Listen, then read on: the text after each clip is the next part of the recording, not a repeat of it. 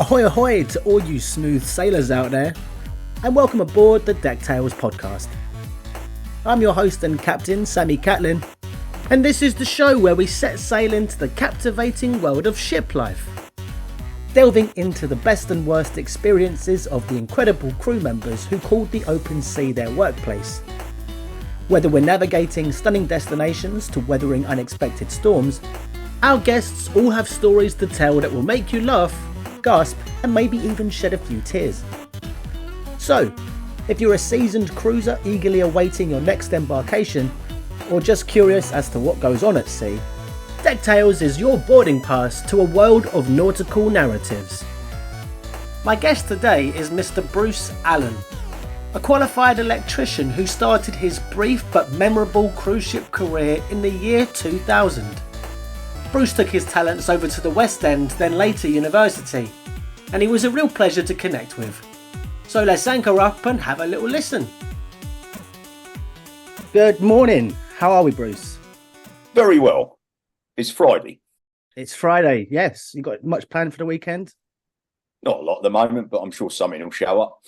Yeah? Your team playing this weekend? Yeah, we've got Brentford. And actually, I might go to the pub for that. It's 5:30, so... You're a Gooner as well? Absolutely. Come on, you Gunners. I've not been to a game in an age. It's almost impossible to get Arsenal tickets. Yeah, you can't get tickets. Since they got good, yeah, they're just not out there. No, yeah, it's an absolute crime. When was it I met you? A couple months ago? It was our mutual friend Ken's that's right, yeah. First gig at the Stag's Head in Dalston. That's right, yeah. And we was out in the back in the garden area having a little chinwag, and it turned out that you had worked on cruise ships, but a long time ago. You said, I couldn't remember how long ago it was. It was the year 2000, in fact. She said, I've been to the year 2000. And you only did a year, as far as I can remember. Is that right? Well, it was less than that. It was 10 months. But it was pretty much constant. I spent very little time in the UK. I was back only for about 4 weeks in that 10 months. Right. And it wasn't supposed to happen. It was just it was completely random. I was not actually doing that well. I was sort of on my uppers looking for a new job. And I got a random phone call from an old friend. And he said, have you ever fancied working on a cruise ship? And I said, tell me about it. And he told me about it, and I said, what does it pay? And he said, well, it's about $2,000 a month, and it's tax-free if you're careful. And he said, well, look, I'm leaving, and they will take you in my place on my recommendation. You'll need to go for a cursory interview, but the job's yours if you want it. 3 weeks later, I was on my way out to Madeira. Well, that's a very quick turnaround from having no basically training as well before you went on board. Yeah, that's right. There wasn't a lot of training involved. You didn't have to do anything. I'd do sea survival course, which was a story in itself, because if I told you I was a really poor swimmer, that would be like understatement of the year. I can just about swim a length. I tend to avoid water. And then all of a sudden I'm in this place jumping off of 5 meters diving board in the dark wearing a boiler suit. That's it. That's the survival course. Yeah. Did they have what was the facility centre? Where was you doing that? Warsash in Southampton. Warsash Maritime Academy, yeah. So did they have good facilities there? Because I never actually saw inside there. Yeah, it was pretty mental actually, because they could basically simulate a storm. That's right. In that swimming pool. So you'd got a wave machine, and they'd got wind and they'd got rain. It was all quite realistic. It wasn't the same when I went to do mine. I had it in Hull, and there was no wave machine. There was no storm simulator. There was a person in the pool splashing us. There was someone flicking the light. There was someone flicking the light switch on and off, and then there was a tape cassette playing a recording of a stormy sea. Yeah. That was our simulation. It was actually quite effective. Yeah. No, it was quite funny because I go off the diving board and my first reaction is to start flapping my arms around Naturally. And the guy went, "You need to go and do that again, mate. You failed." Otherwise, you can't get on board. Yeah. First signs of the crews let us down is when they start flapping their arms in the water. Yeah. But then, so did you have to like link up into a big circle? So you grab the person, one person grabs the back of your life jacket, and you grab the back of somebody else's, and you form a circle. Yeah, we did a bit of that, and we had to go, and each one of us had to write an upside down life raft as well, which was quite hairy. Yeah, that's standard practice still, I think. Yeah. You have a little ladder that runs along the underside of the raft, and that's right. You have to kind of get your feet underneath it, and then scale it kind of as you're pulling it. It is quite difficult, yeah. But you feel like obviously, after you'd conquered that hurdle, that anything at sea you were prepared for, right? Good God, yes. And I had absolutely no intention of going in the water anyway. Yeah, well, even if the ship was going down. I'll stay on the ship with the captain. Although saying that, most captains, if push to shove these days, famously have gotten off the ship when it was sinking. Yes, so I gather. Yeah, that Chatino, what's his name, on the Concordia, he was one of the first off. Yes. But so what was your job going to be? I was a sound and light technician, and there was a little bit of confusion because actually they were desperately short of sound technicians, and they managed to recruit me, and I'm a lighting technician. But much to their disappointment when I actually got there. Oh, so they wanted somebody who specialised in sound, but you more specialised in lighting. Yeah. Okay. So the ship, what was the name of the ship? Well, I was initially supposed to join the MS Carousel, but the MS Carousel hit a rock off the coast of Mexico. Dear. And they dragged it up to Alabama and put it in dry dock and sent me on to one of their smaller ships called the Sea Wing. Who's they? Which operator? This was Air Tours. Air Tours. Oh, okay, yeah. Are they still around? No, they gave it up long ago. Yeah. So Air Tours MS Carousel. Yeah. That was the name of the ship that you went on. What sort of size are we talking? How many passengers? That was about 1,500 passengers, something like that. Okay. Maybe 2,000.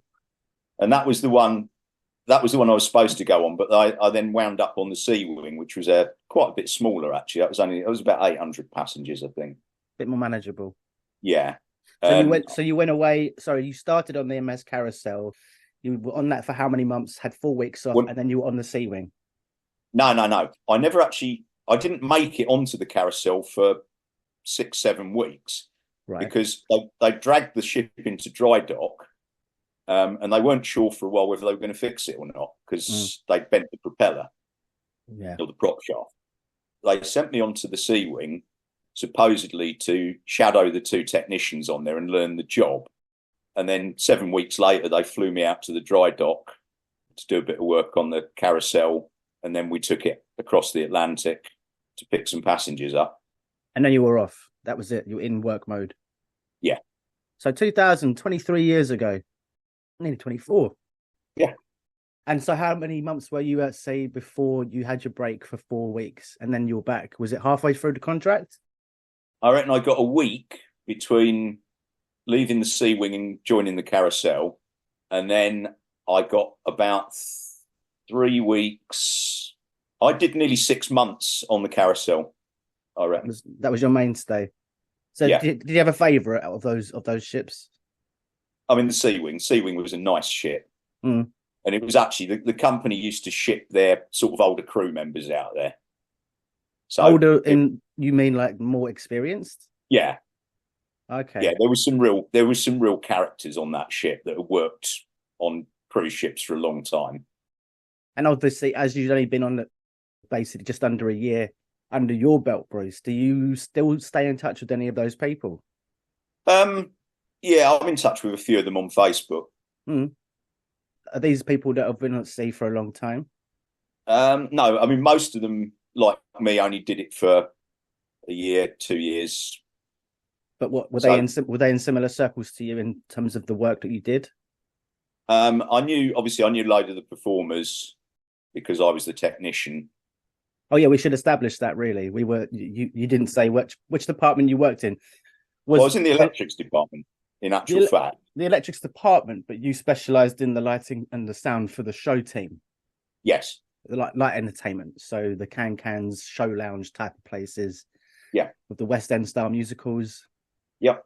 Well, we didn't really do West End style musicals. It was more cabaret stuff, but oh, okay. Yeah. But the team was sizable. Yeah. So there were two technicians, and there were about 15, 20 musicians and performers. Oh yeah, okay. And out of them, you were one of the only two. So there was something that happened on that contract that you mentioned to me at the pub in Dalston. Yeah. Did you want to go into that a little bit? Yeah, I can tell you a bit about that. So this was actually on the Sea Wing. This was the first 6 weeks. And I'm supposedly shadowing the two technicians that are on there to learn the job. The chief electrician collared me straight off and said, "Those two lazy bastards don't need any help. You can come and help us." The chief electrician of the whole ship.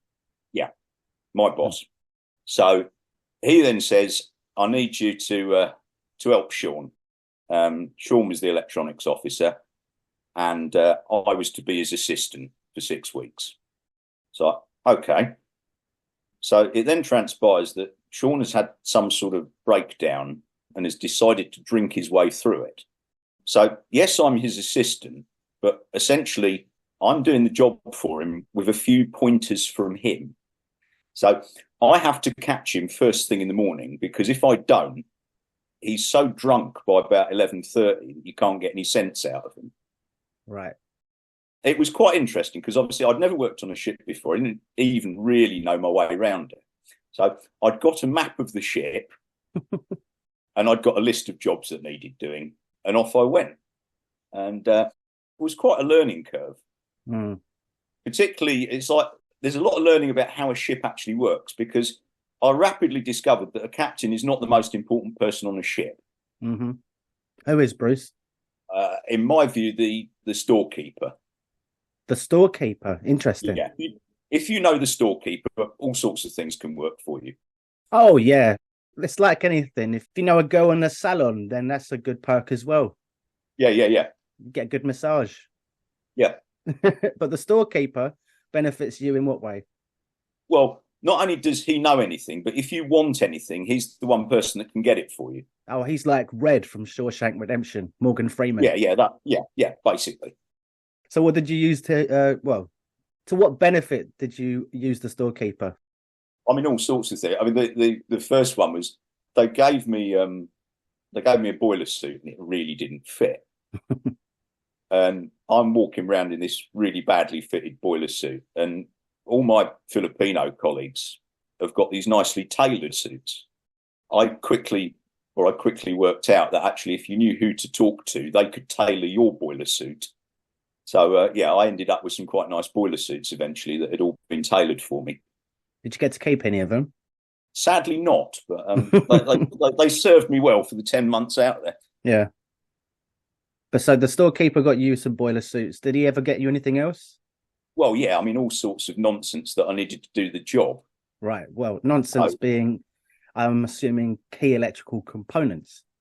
Yes, key electrical components, all sorts of daft bits and pieces to fix things.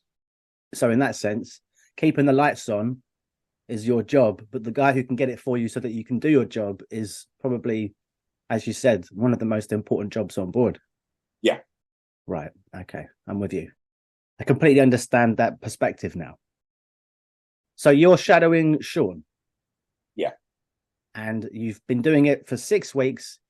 He's not getting out of bed because it's, he's obviously gone through something. You didn't learn as to why he was going, or what he was going through. Well, from what I can gather, he'd worked with the guys for a long time, and they just wanted to get him through that contract and get him off the ship. Hmm. So if they told the office what was going on, he'd have been removed immediately. Right. So it was easier. Basically, I'd come on as a spare body, and they went, all right, well, we'll see if that works. And luckily for them, it did. At the time. But yeah, I ended up working on all sorts of quite complicated systems on that ship that possibly wasn't qualified to do. But such as like the radar, for instance. the radar. Just to give some context, your main area of expertise is like, lighting filaments, soundboards. Yeah, I mean, I am a qualified electrician, right? So I do kind of know what I'm doing. You kind of do, but yeah, obviously on the scale of things, radars is a bit outside your jurisdiction. That was quite funny because it broke, and we had to essentially every morning we'd go up to the bridge, we'd calculate the azimuth, so the actual position it's supposed to be in, right? And I'd climb up inside the radar, which was quite hairy because there's all sorts of bits in that dome that you're not supposed to touch, right? And then me and the woman in the radio room she'd tell me sort of left a bit, right a bit, and I'd move the radar until we hit the right Sweet point. spot. And that went on for about 2 weeks until we could get someone out to fix it. Goodness. Yeah, I've never seen the inside of a radar. Was it just a dome curvature? That's basically... Yeah, it's got a giant sort of satellite dish in it. Yeah. And so how big are we talking on the one that you were on? It wasn't massive. It was about 2 meters across, something like that. Okay, so the crawl space is quite small. Yeah. But you're up inside it, tinkering away.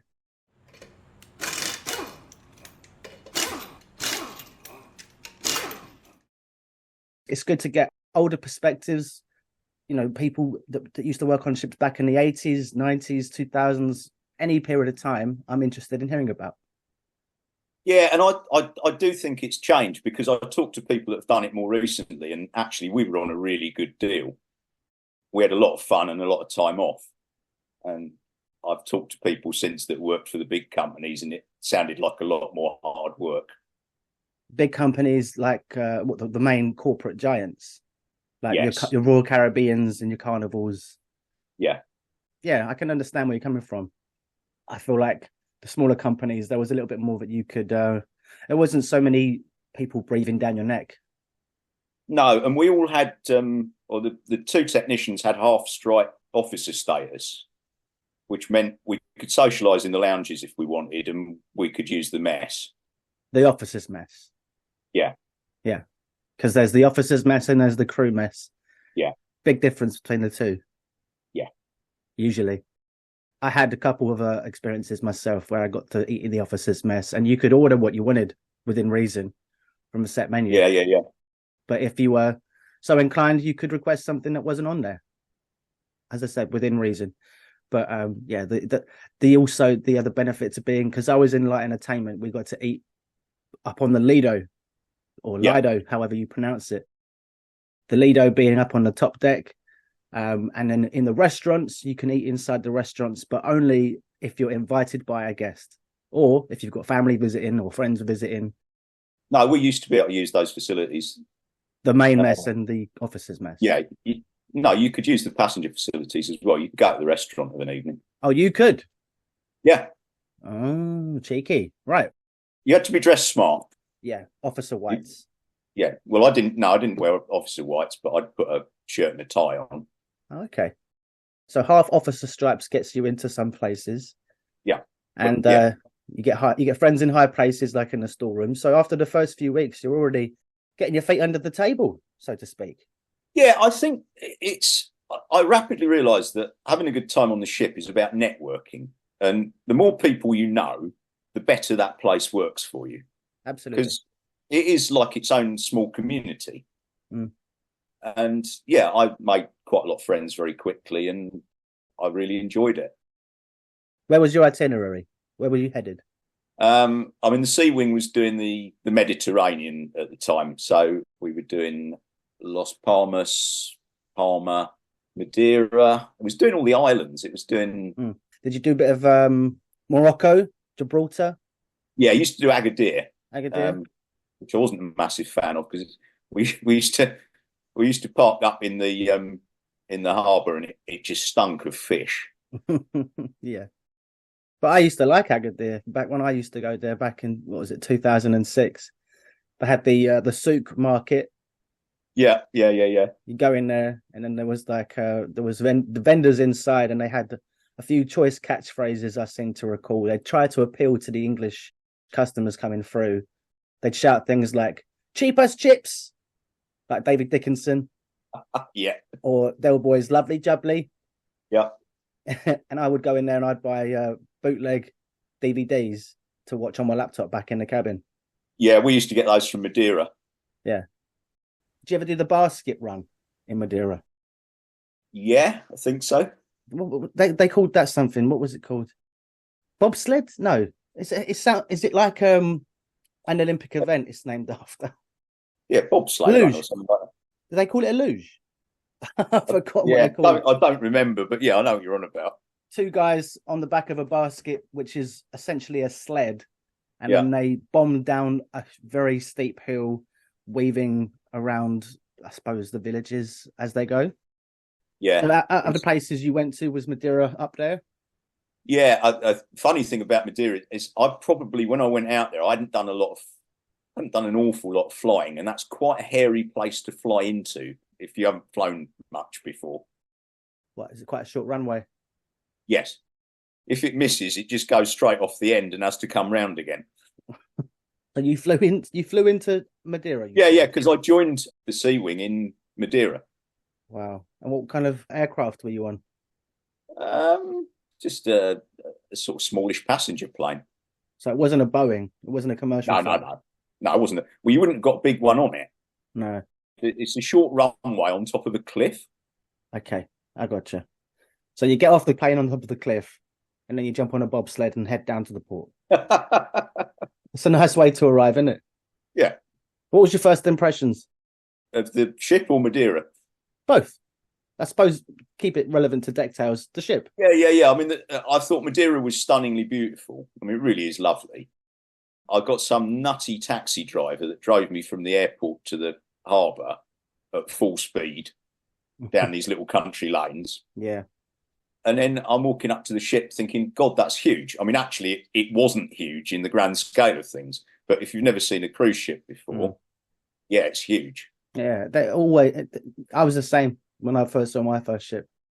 I was blown away by its size. So yeah, your first impressions were, wow, this is big. Yeah. How am I ever going to get acquainted with this nonsense? This is, I've got to do electrical stuff on here. Where do I even begin? That was quite good, actually, because the chief gave me a list of jobs, and he was quite a clever bloke, and he'd thought about this list of jobs, and he gave me a bunch of stuff that would mean that I'd got to orientate myself with the ship, and I'd got to meet some key people in order to perform these various tasks. And I had quite a fun sort of, probably almost 2 weeks working my way through this list of stuff. But by the end of it, I did kind of know one end of the ship from the other. But that's very helpful of them. Give you a chance to get yourself settled properly. Some people, it's in at the deep end, no time to really get any sort of bearings, and you just have to figure it out on the job. Yeah, because those bigger ships, you could probably just spend a week getting lost on them. Mm-hmm. Yeah. You have to leave a trail of breadcrumbs just to find your cabin again. And also on the bigger ships, you often find that you don't meet the same people twice. If you meet a crew member one day, you don't see him again for the rest of your contract. Or, people come and go and you never even hear of it. So was the crew size on the Sea Wing, was it the first ship? Yeah. There weren't masses. There's probably, I would say, 400 on it. Okay. Yeah. That's a fair size. Maybe a few less than that. I don't know. I've more idea what there was on the Carousel, but right. The Sea Wing was a smaller ship. But yeah, as you say, smaller crew means you're acquainted more with more people, and it's a bit more of a community vibe as opposed to not knowing who anyone is all the time. Because whenever there's a turnover, half the crew go and a whole bunch of new ones turn up. That's right. Yeah, and that's really confusing. Mm-hmm. You don't feel like you're at work anymore. Yeah. Or you feel like you're in a new place, and you're already traveling every day and waking up in new places. But when the complete staff list changes, or half the faces that you've recognized gone, and they've all been replaced, you're like, where am I? It's like sleeping in an inside cabin, and obviously as soon as you turn the light off, it goes pitch black, and you've got no natural daylight. You don't know what time of day it is. Yeah. It kind of plays with your body clock in ways you didn't think. Were you just doing a set itinerary then? Were you just going around the same places again and again? Or did you do what they call transitional? No, there was very little variety with it. It was mostly around the same places. Was there a standout place that you went to that was your favourite? I mean, we used to do Palma every Saturday. Palma de Mallorca? Yeah. Yeah. And we kind of used to get off and have English day because it was changeover day for the passengers. So we could go to the Irish pub. We could catch up on the Premier League. Actually, it wasn't. I don't even think it was the Premier League then. Premiership. And then we used to go for a curry after that. And that was quite funny because the first couple of weeks in the curry house, we were trying to address the waiters in pidgin Spanish until they coughed up that actually they were all from Birmingham. But they were working in Palma as a gap year or something. Well, I think the firm in Birmingham had decided to set up a restaurant in Palma. Oh, okay. Yeah, there's a lot of English tourists that make their way down there. Yeah. And there's a lot of English-style pubs and bars along the beach. And they've got names that are very appealing to the English tourist. Yeah. Like very laddie. There's got to be one or two like Nag's Head type pubs or themed bars, sports pubs. And the clientele is usually the laddie, blokey, shirtless, tribal tattoo wearing man. But I have to say, for me as well, Palma, it holds a special place in my heart because that was my first home port as well. Yeah. We're in there every single week. And that's when you'd go and you'd do all your emails and that's right, yeah. Yeah. You'd catch up on a lot of things back home. Go to the mall. It's quite nice because you can get to know it really well. It did sort of start to feel like home. Yeah, that's important. Having a stable kind of place is, it's good to kind of feel like, okay, at the end of 1 week, we can take a bit of a break. Yeah. Before the next one starts.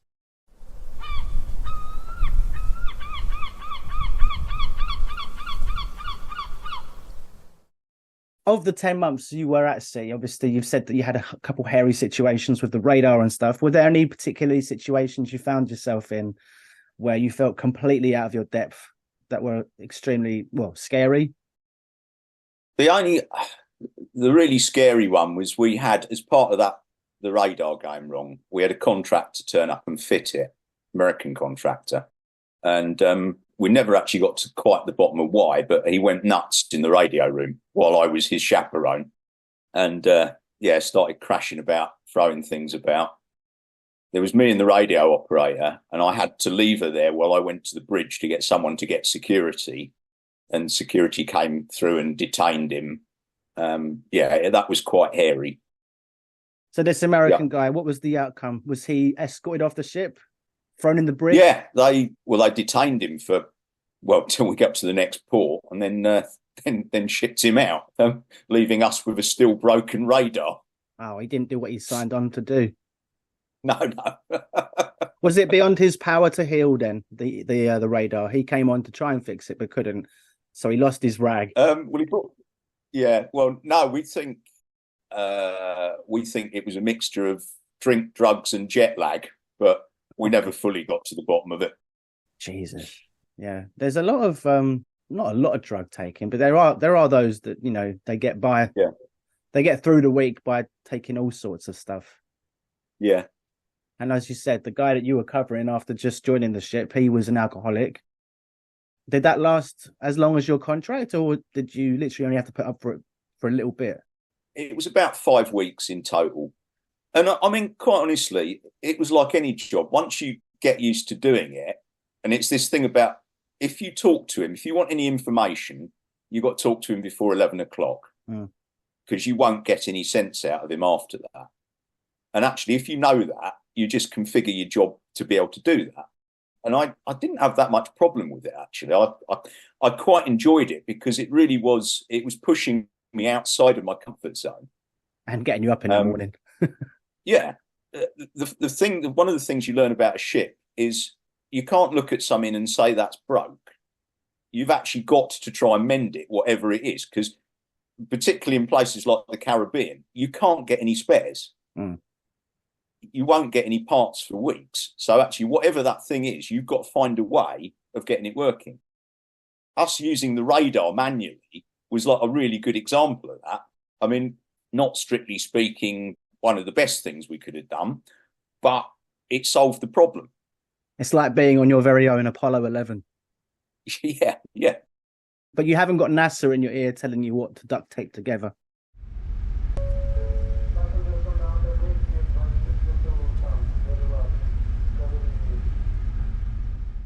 One of the jobs that I got to do was to sort out all the clocks on the ship.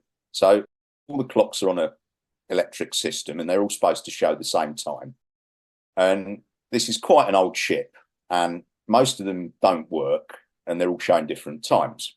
So I get given a plan of where these sodding things are and half of them aren't where they're supposed to be. And I had 2 fairly miserable days trying to fix them. And the final one that I wanted to have a look at, or I needed to have a look at, was the main ship's clock, which is up right high by the funnel, but it's up where you can see it. It's quite a big thing. And it's not telling the right time. And I go up there quite late in the afternoon. And obviously, because it's on the deck, everything associated with it is rusty. So I start trying to undo the screws, and that's getting me nowhere. I then go down to the workshop, come back with a big screwdriver and a big hammer. And I clout the screws with the screwdriver and the hammer. And there's this almighty crash because what I didn't realise is there's 2 fluorescent tubes in the clock, and I've just smashed both of them. What, so you sent like a shockwave through the shaft or something? Yeah. Inside this thing now is a lot of broken glass, and it's definitely not going to work very well. Yeah. So I'm then right, okay, what I'm going to do is remove the clock completely and take it to the workshop. So there's a lot of faffing about. By this time, it's 6 o'clock and the bosun and the deck crew have turned up and they're now hosing the decks down. And I don't know if you've ever been up there when that's happening, but they really don't care. No, yeah, they just have to swab it quick. So despite the fact I was up the top trying to get this clock off, they were still going to hose it and me. So I ended up soaked to the skin, got the clock off, got it down to the workshop, and I thought, right, I'm going to sort that out tomorrow morning. That evening, we'd got a social function with passengers, and we were all up there at 7:30. I'm out on the balcony bit, and the chief comes across. He says, come and look at this. And we're looking out across the ship and out to sea. And he went, it's lovely, isn't it? Lovely view. And I went, yes, Chief. And he went, but there's something missing, Bruce. There's something missing. And I went, oh, right. What's missing, Chief? And he went, where's my fucking clock? To which you replied, it's in the workshop, Yeah. Chief. I explained the sad tale and I put it back the next morning, but it was quite funny. Did you have to say to the guys, the bosuns, when they're hosing it down, did you have to say something to them or they couldn't hear you? There's no point. They'd ignored you. Yeah, they just got to do what they got to do. They do. There's certain jobs happen at certain times and they're going to happen with or without you. So, yes, you can be on the deck, but you are going to get hosed down. Yeah. There's no wiggle room on that, unfortunately. They've got their marching orders. Who's in charge of the bosun? That's ultimately the staff captain. Staff captain, yeah. Yeah, okay. I never met a nice staff captain. They're all horrible. Well, I'm sure that obviously had you spent more time at sea, then maybe you would have done. Because I had 1 or 2, but generally they are second in command, the staff captain to everyone. So they're the captain's right-hand man. Yeah. And a lot of them are quite egotistical, but you do get some good ones and you do get some bad ones, but that's like any job. Was there anything that you did in the 10 months at sea that you could say was one of your more embarrassing moments? So I turn up at dry dock in Alabama in the States to join the carousel.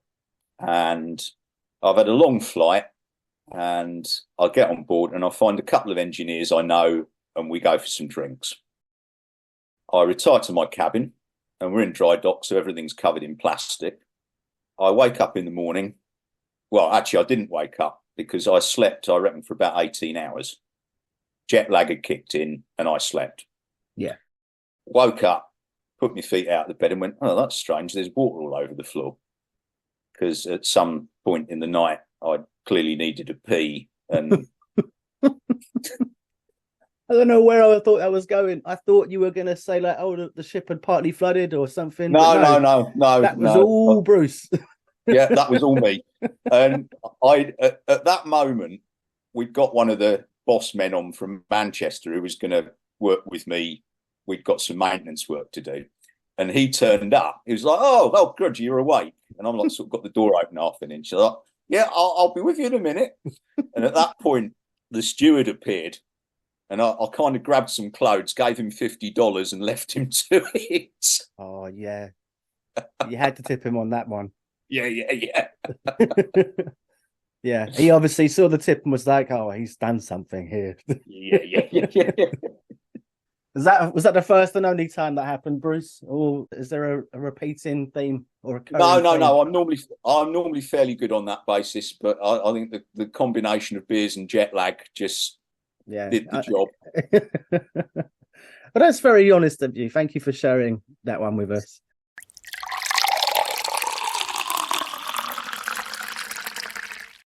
So with the covering with Sean, I don't think we finished. Well, I mean, it's not. It wasn't a big deal, but essentially, they eventually made me redundant. So I get the 7 o'clock knock in the Caribbean. 6 o'clock knock. 6 o'clock knock.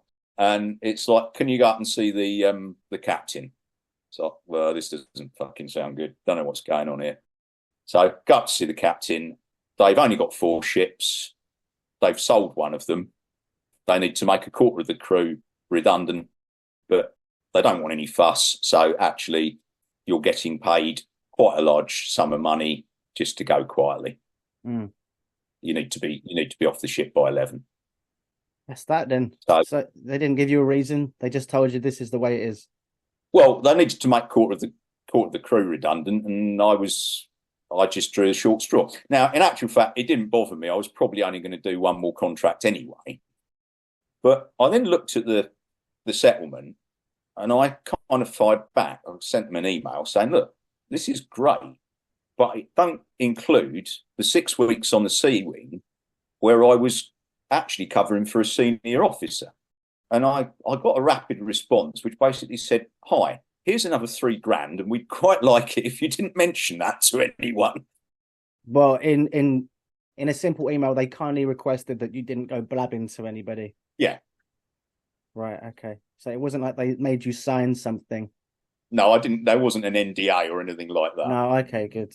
So you're not in any trouble. You can name and shame them. Well, they're long defunct. So yeah, exactly. They're in the gutter anyway, so you don't have to change anything about your story. Yeah, that's the benefit of talking about stories from the past with companies that have long since liquidated. I mean, I like them. I thought they were a good company to work for, and I thought they treated the staff really well. We got loads of privileges. We got loads of time off. They weren't really strict. But... Yeah, no, I heard good things about them from other people that I know that worked for them. Yeah. More carefree days, they always put it.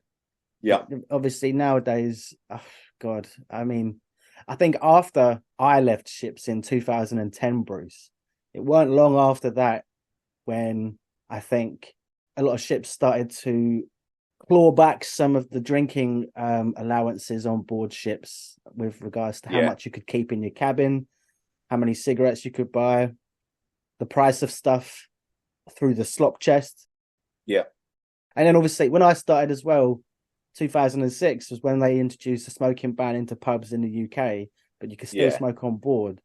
And then systematically over the course of the next few years, it sort of gradually started to fade out. So I'm guessing when you were on board, people were smoking everywhere, drinking everywhere. It wasn't a problem. Yeah, it wasn't a problem. Different time. Is there anything that you wanted to add on top of those air tour stories, or was that more or less the whole crux of it? It was a really interesting experience that probably shouldn't have happened to me and did. And I learned a lot from it.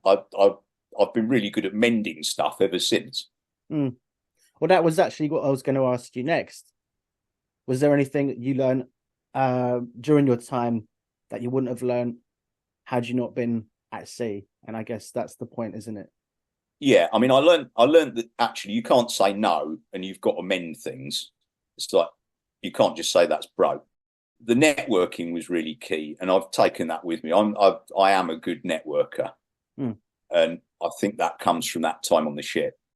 And also, the first chief I worked with taught me an awful lot about leadership and management, because actually he was a really good leader, and he was one of these people that works hard and plays hard.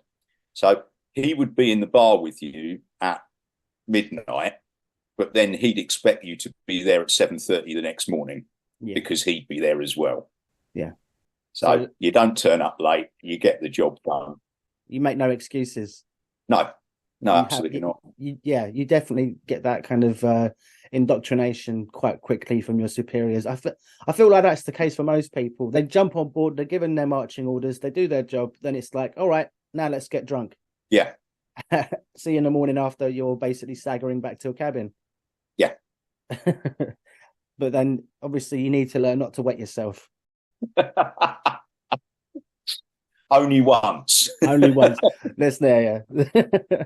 Happens to us all. I don't think I ever had an issue with that on any of the ships, but I did once eat a rotten aubergine for about €10. That was disgusting. It was just the thought of it. It was stupid. Young person just saying yes to doing something because a little bit of money was waved under their nose. How old were you when you was on ship? I was 32. 32. So probably a bit older than most of the others that I was working with. Yeah. Well, I was 19, I think. I just turned 19. So I was literally fresh from the nest. Yeah.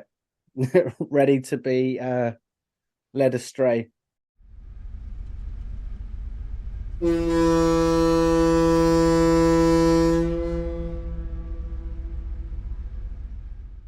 Was there I'd say, because of it, you have to be at work, you have to do your job, you have to be punctual, you have to know what you're doing for a start. You can't wing it, you have to know what you're doing. Yeah. Was it quite a stressful job in some regards?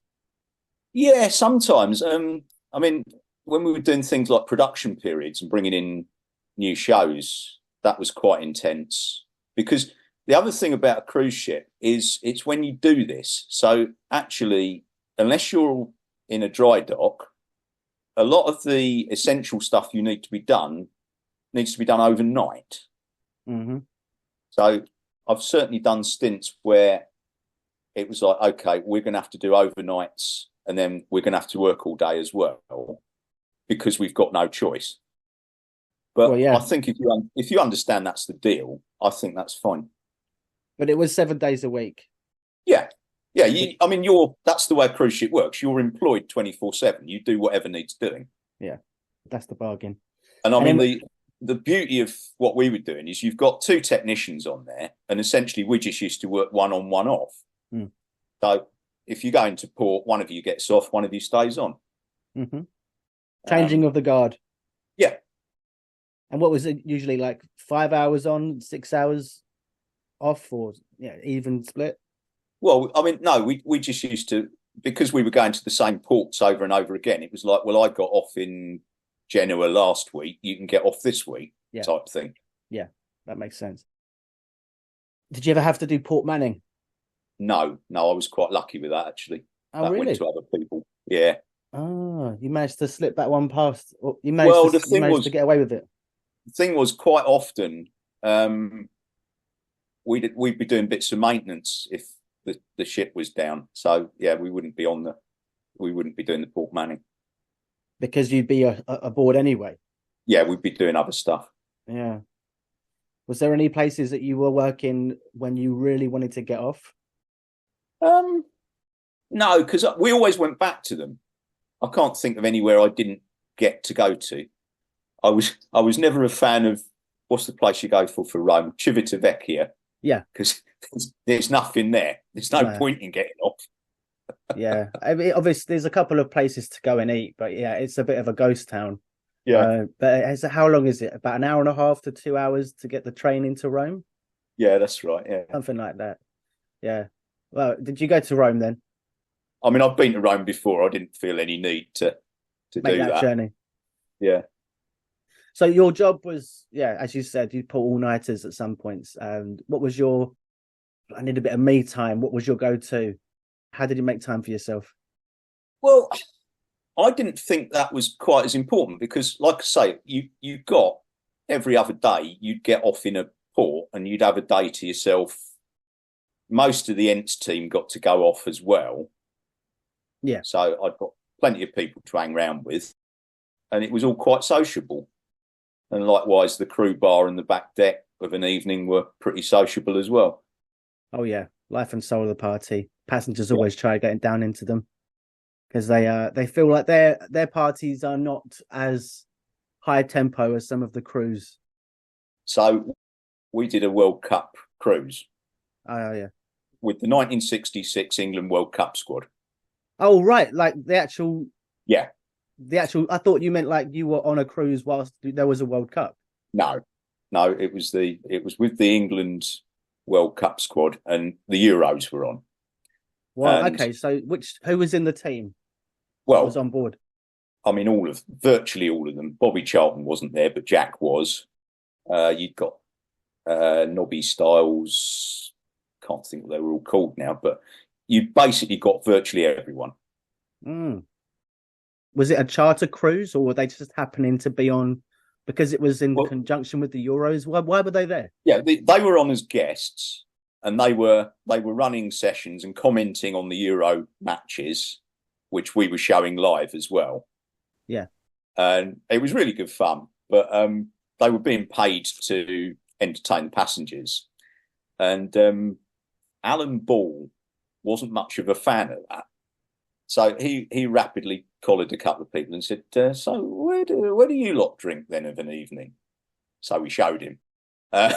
So Alan Ball spent most of the week drinking on the back deck with us. the only footballer I met was Neville Southall. He came on board for 2 weeks. Yeah, and he was in every single bingo session. He loved it. But he'd always buy us a drink and say, "Come and sit down, Sam." And yeah, he was a lovely guy. But it was really funny.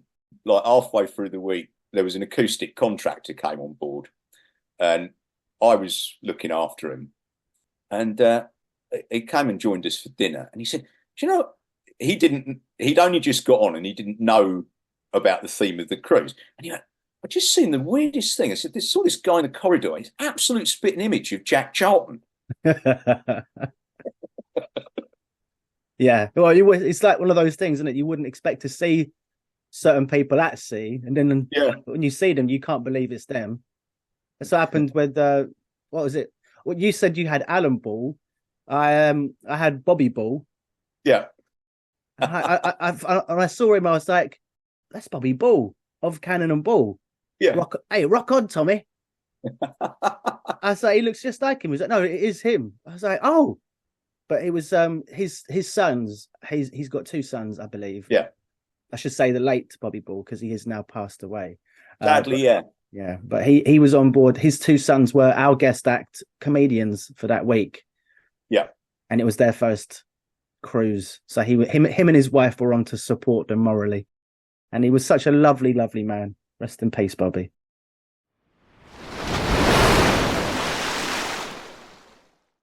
What is it you do now? I'm technical manager at a university. I've quite a varied job. It's good fun. The interesting thing about when I left the cruise ship was I landed back in the UK unexpectedly. And this was it was a week before Christmas. And I didn't want to go back I could have gone back to my parents in Devon, but I didn't really want to. And I thought, right, okay, wasn't expecting to be here. I might as well try and find some work for Christmas, even if it's only a chonky pantomime somewhere. So I basically just rang everyone I knew and said, "I'm back in the UK unexpectedly. Is there any work?" And one of my mates went, funny you should call. I've just had a phone call from an agency in London and they're desperate. Anyway, pass me number on. Half an hour later, I get a call from this guy with a crewing agency in London. And he said, okay, would you be available to go to Phantom of the Opera for 3 weeks? Oh, nice. And I went, yeah, I'll do that. Anyway, I stayed for 6 years. Oh, wow. 3 weeks turned into 6 years. Yeah. You must be so sick of that show now, though. Oh, yeah. I mean, by the time I left, I'd had enough. But yeah. But yeah, it was quite nice how things work out. I just walked straight into that. Well, that's maybe there's another podcast you could go on and talk about that one. Yeah, obviously there's a few stories from that as well, but yeah. Yeah. 6 years, Phantom. What, only Phantom? I mean, I did other stuff because actually you'd get a shout for get-ins and get-outs on the Avenue and odd jobs at the Palladium and all that sort of nonsense. But then what? So because you'd had this experience working at sea, and you had a little bit of I guess a reputation for being able to, you were like Mr. Fix-It. They kind of looked at you favorably, and then that allowed you to go on to get better jobs or some good jobs on land. And now you're as you said, technical manager. It's been quite busy recently, I believe. I mean, we're always busy, quite honestly. But it's good to be busy. Yeah. So you've been doing that for how long? 17 years. Oh, wow. That's the main bulk of your working life. Well, I still work in lighting. I still do freelance work. Oh, you do? I haven't done any for a bit, but I do from time to time. In fact, my next project is lighting Ken's band. Oh, okay. And for the benefit of people listening, we should say what her band is, really, shouldn't we? We should give her a plug. We should give her a plug. It's the amazing Blunt Knees. Blunt Knees. That's it. Give them a look up on Instagram, on YouTube. They're a 3-piece. How would you... They're quite unusual, I would say. They don't necessarily fit into any... I don't know how you describe them, really. I said to Ken that I got Muse vibes. Yeah, a little bit. They're very visual. Yes, she does love to bang a drum. She does love to bang a drum. Yeah. And also, Ken is my go-to with any podcasting, editing queries I might have. When it comes to sound engineering, Ken's the one I message or I take a screenshot of and send her over to WhatsApp.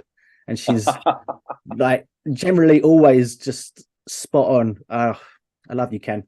I said it to Gareth the other day, who's her husband. Every Tuesday we play football, and now and again Gareth will turn up. And I hadn't seen him in a few months. And I seen Gareth and I was like, "You all right, mate?" He said, yeah, I'm all right. I said, "I love your wife." He goes, "Beg your pardon." So I told him why. I said, I've been stressing about something and she solved it in an instant. God bless her. So your main focus now is looking after students and their creative endeavors. Yeah. But it must be getting harder and harder for kids to be original nowadays when everything has kind of been done to death and AI is writing everything for us as well. How do you try to keep people's minds from feeling down about that sort of thing?